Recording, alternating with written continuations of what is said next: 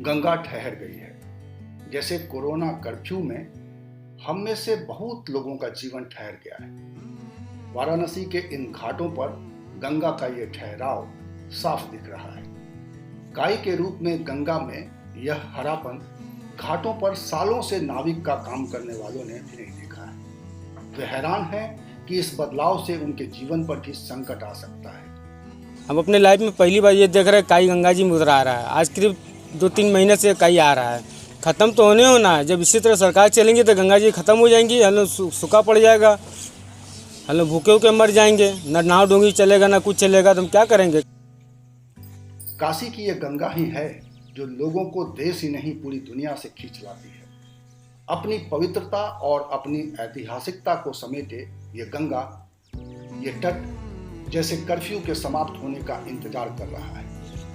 दूर दूर तक सन्नाटे से घिरे गंगा की यह तट अपनी जीवन की नीरसता को समाप्त कर देना चाहते हैं। इनके घाटों पर फैले ये काई नाविकों की चिंता बढ़ा रहे हैं। पूरे घाट की स्थिति है, देख लीजिए, मनगंगा घाट देख लीजिए, ये राम घाट देख लीजिए, सिंधा घाट देख लीजिए, ये सब पूरा हरा हरा पानी है। जहाँ जहाँ दम मद्दा पानी नहीं मिल रहा वहाँ दम हरा है। दुख हो रहा है, बहुत ज़्यादा तकलीफ हो रहा है। न पी पा रहे न रह पा रहे हैं, महक रहा है पानी। उन्हें अपने रोजगार ही नहीं, इन घाटों की चिंता भी है जिसे उन्होंने हमेशा कल कल बहते देखा है।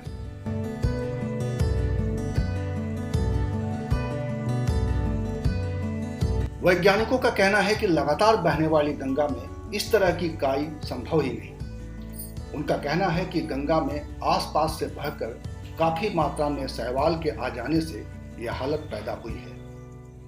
इससे गंगा में रह रही मछलियां और जीवों के जीवन पर संकट हो सकता है।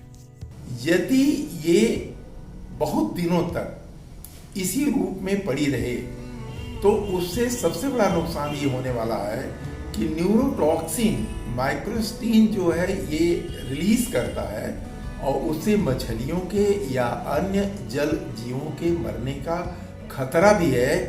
ऐसी स्थिति में इसको हटाने के लिए अविलंब गंगा में पानी के प्रवाह को बढ़ाना पड़ेगा। स्थानीय लोगों का कहना है कि काशी विश्वनाथ कॉरिडोर के तहत घाटों के विकास का काम जो चल रहा है, मणिकर्णिका घाट से लेकर ललिता घाट तक गंगा में घुसकर 30 मीटर तक चौड़ा प्लेटफॉर्म बना दिया गया है, जिससे गंगा के प्रवाह में कमी आ गई है। यह भी एक बड़ा कारण है कि इस क्षेत्र का पानी ठहर सा गया है। वाराणसी के लोग गंगा के इस ठहराव से चिंतित हैं। गंगा की डुबकियां अब पहले जैसी नहीं रही। गंगा में इन डुबकियों के लिए ही लाखों पर्यटक यहाँ आते हैं, जिनसे यहाँ का जीवन चलता है, रोजगार चलता है। ये नाव गंगा की लहरों पर सवारी करती है, लोगों को जीवन के अनूठे आनंद देती है, श्रद्धालुओं और पर्यटकों को जीवन के अनोखे अनुभवों से तृप्त करती है। गंगा पर शोध करने वाले प्रोफेसर बीडी त्रिपाठी के लिए भी गंगा का ये रूप नया है। वे कहते हैं, ये माइक्रोबियल माइक्रोसिस्ट बहती नदी में नहीं, रुके हुए पानी या नालों में पाए जाते हैं और ठहरे हुए पानी में ये ज्यादा तेजी के साथ बढ़ते हैं। गंगा के पानी को देखने से ऐसा लग रहा है कि ये माइक्रोसिस्टिस एल्गी है, जिसका फ्लॉक पानी के ऊपर तैर रहा है। नॉर्मली माइक्रोसिस्टिस बहते हुए पानी खास करके गंगा में नहीं पाया जाता है, लेकिन जहाँ भी पानी स्टेगनेंट हो जाता है, रुक जाता है और वहाँ पर न्यूट्रिएंट का कंडीशन, यूट्रोपिक कंडीशंस हो जाती हैं, वहाँ पर माइक्रोसिस्टिस ग्रो करने लगता है। माइक्रोसिस्टिस की एक खासियत होती है कि ये यूट्रोफाइट लेक या नाले या तालाबों में ही उगता है। इसको देखने से ऐसा लगता है कि आसपास के किसी क्षेत्र से, किसी नाले से या किसी नदी के ऐसे क्षेत्र से ये माइक्रोसिस्टिस बह करके आया है पानी के साथ और गंगा जी में आ गया है। और मुझे लगता है कि यदि पानी का प्रवाह बढ़ा दिया जाए तो ये माइक्रोसिस्टिस एल्गी बह जाएगी।